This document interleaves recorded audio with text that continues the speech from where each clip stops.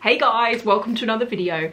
I thought that I would do a handbag collection video, seeing as it's been a year and a half and I've had quite a few of you asking. I'm going to do this in order of brands. Louis Vuitton first. I should have done it alphabetical, shouldn't I? Oh well.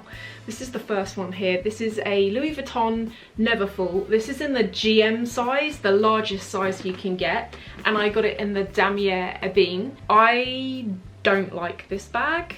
And I know you might be like, well, why do you have it? I would never go to the store and pay full retail price for this. It is a bag that I wanted to get for the gym. I was going through gym bags so quickly. I would just buy any sort of like cheapy bag from the shop and they were always wearing out or just looking scruffy quickly, and I thought this is actually a pretty good gym bag. But the reason why I don't like it is, first of all, you put it on the floor and the whole thing opens out. But also from a security point of view, you can cinch the sides in, but really, like, I've never bothered. I've got a question mark over whether you can actually use this as an investment item. I don't want to offend anyone who's got this, by the way, I'm just talking really honestly. Like, the reason why I say that is because when I bought this last summer for around about, I want to say 440, and at the time they were like 800 and something, and I just don't know.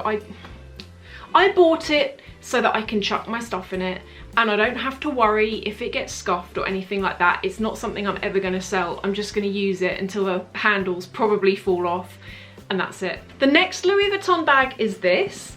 This is another GM size, the larger size. This is Louis Vuitton Bria. They don't make this anymore. It's a brilliant bag. I love it. It's in the Vernis leather. There's a bit of a story with this. If you've been with me a while, you already know it. I bought this bag in, I think it was 2013. I've been working on this project. I got paid this bonus and I was like, I want to go and get something that I can use and enjoy, but if I ever want to sell it and get my money back out of it, I can. And this bag was £1,300. I mean, they don't make bags like this big anymore for that sort of money. The next Louis Vuitton bag is Artsy. This was actually my wedding present from David in 2011. Really gone off the monogram prints. I don't love it. Like, I went through a phase where I actually didn't mind it, and now I don't love it so much. I've got 2 more Louis Vuittons to go and then we'll move on to Chanel. The style name, as I recall, is Chrissy, and I got this in 2010. When I got this bag was a flipping fortune at the time. It was around about, I feel like it's about 2,000, maybe a bit over, which in 2010, that was like the top end of bags. And then I did that thing where I got it and I didn't want to use it because I bought it for my birthday, which is in November, and in November I was wearing dark colours, so I was like, oh, I don't want to get any dye transfer on it. And then I mothered it a bit. I mean, if you look at the leather, it hasn't patinaed really. It's just like, it's pretty much new. But one thing I want to show you about this bag is the interior. This is what I'm saying about the quality. The inside of the bag is lined with scarlet red suede. The attention to detail on this bag is so good. It feels, actually in an annoying way, it feels really heavy, but like in a way that feels expensive, I guess you'd say. The final Louis Vuitton is this. This is the Alma BB. When I bought this, this was £660. It's a brilliant bag, by the way. If you're starting out and you want to buy something, I highly recommend this bag because particularly in this is the Damier Ebene, but with this, it's so hard wearing.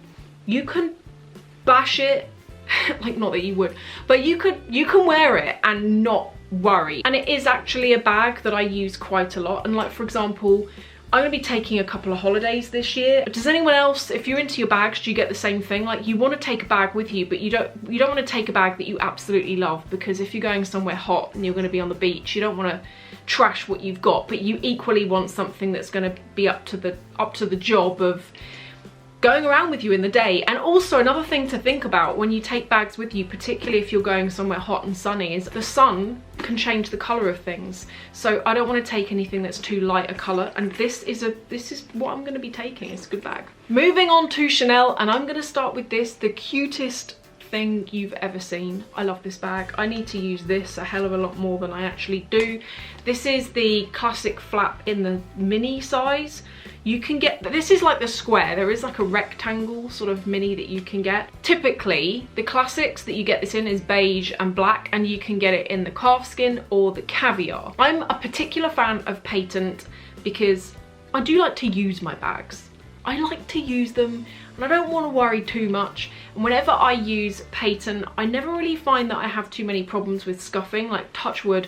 I never really have that issue. So as soon as I saw it in patent and in this colour, I loved it. I love this colour. The next item is a Chanel boy. I got this in 2014. Got it in the antique gold hardware. At the time, that was all you could get it in. And this is in the lambskin as well, which was like the biggest mistake I ever made.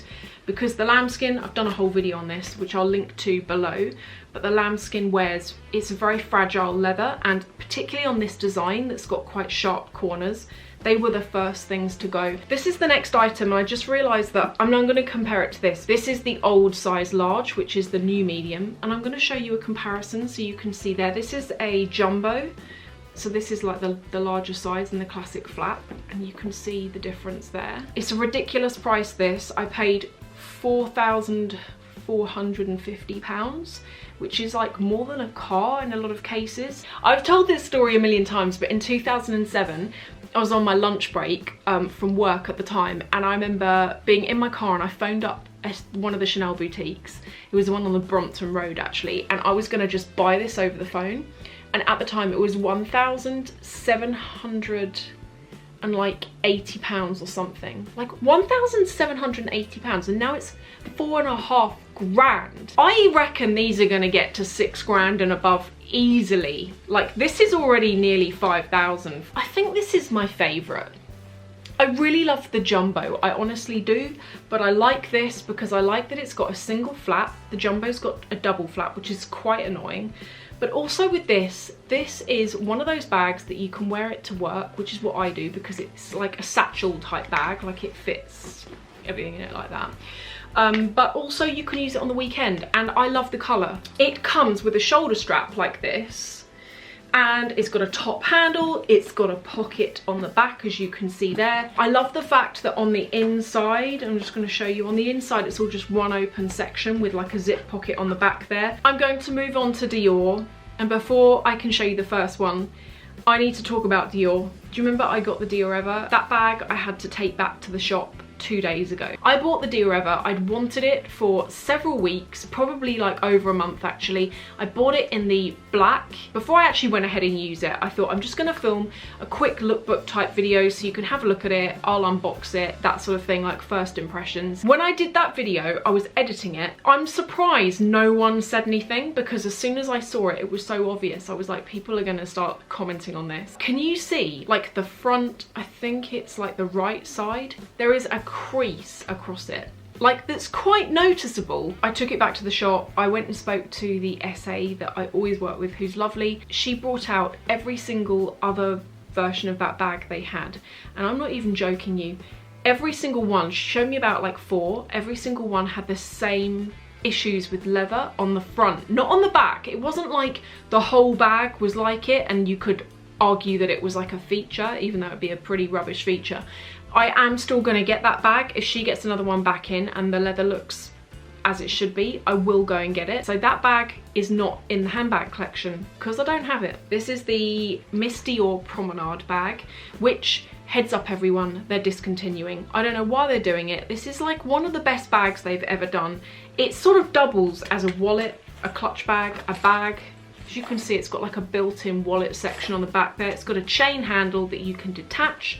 So you can either carry it or you can wear it crossbody or over your shoulder. I'm all about colour, so as soon as I saw this, I was like, yes, I'm having it. The next Dior I'm going to show you is this. This is the Lady Dior in the size medium. It is versatile. It's hard wearing. I've had it since 2015. There are no marks on it. This is the Dior Armor. I got this year as well. God, doesn't it sound like I got a lot this year?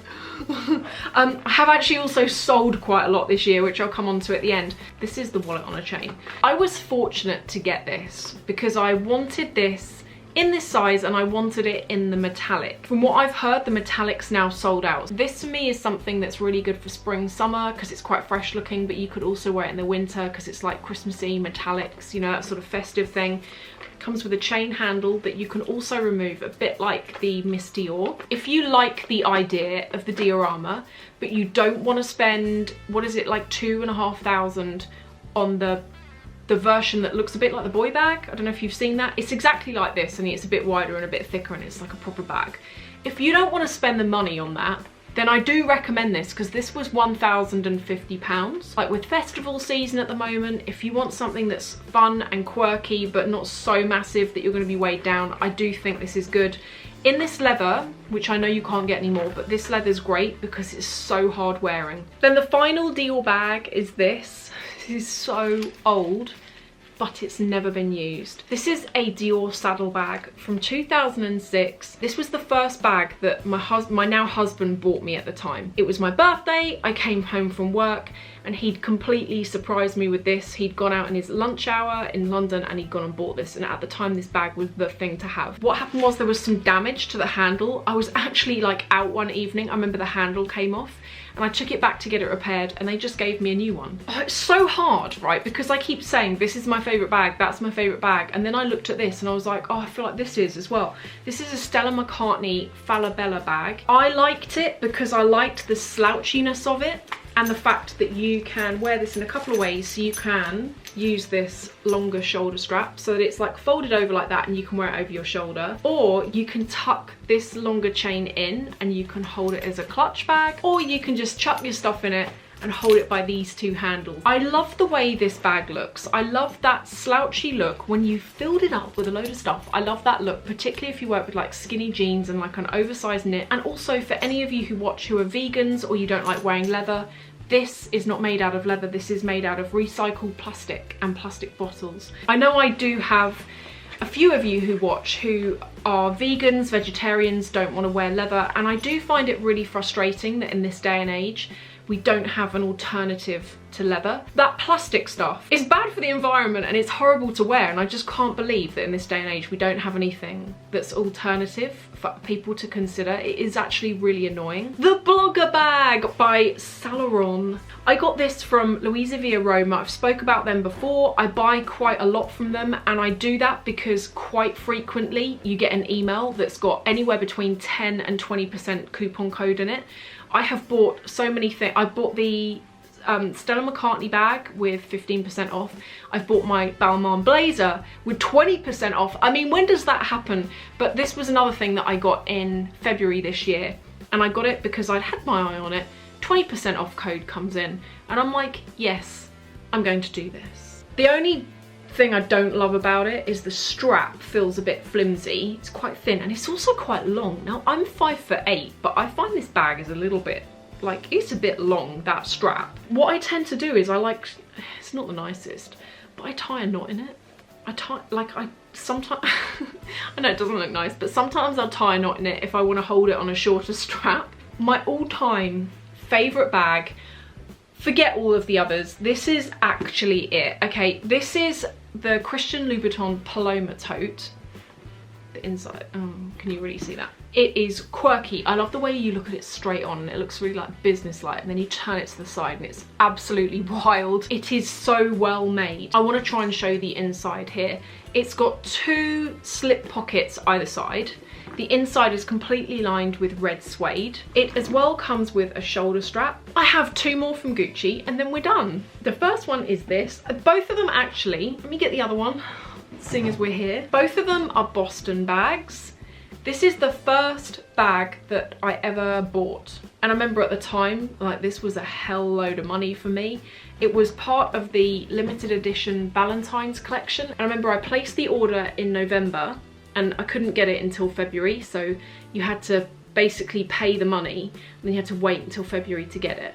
It took me ages to save for it, but when it turned up in the post and I'd been fortunate enough to have received it, I was so excited, and I used this bag probably like every day for like a year. So that was what, like 1 year, and then I feel like a couple of years later I got this email saying we're going to do another limited edition, and this was it. I actually have this for sale, so I should have said at the beginning that I used to have like a few more bags than what I've got now, but over the last few months, any that I have not been using, I have put up for sale. And I keep getting questions on where I put things for sale.